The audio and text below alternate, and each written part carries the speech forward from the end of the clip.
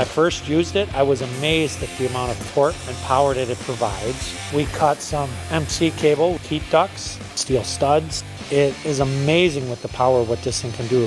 It's great for cutting metal. It cuts just as fast as a gas saw. The fuel 9-inch saw is amazing. Very light, very convenient.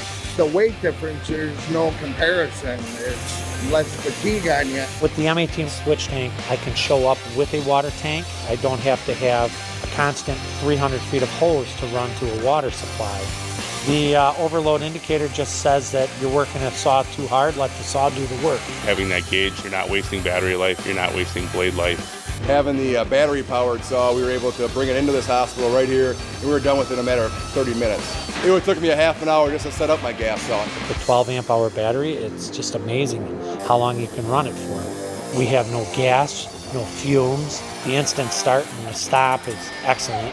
Productivity, saving the time and labor is unparalleled. It did absolutely everything I needed.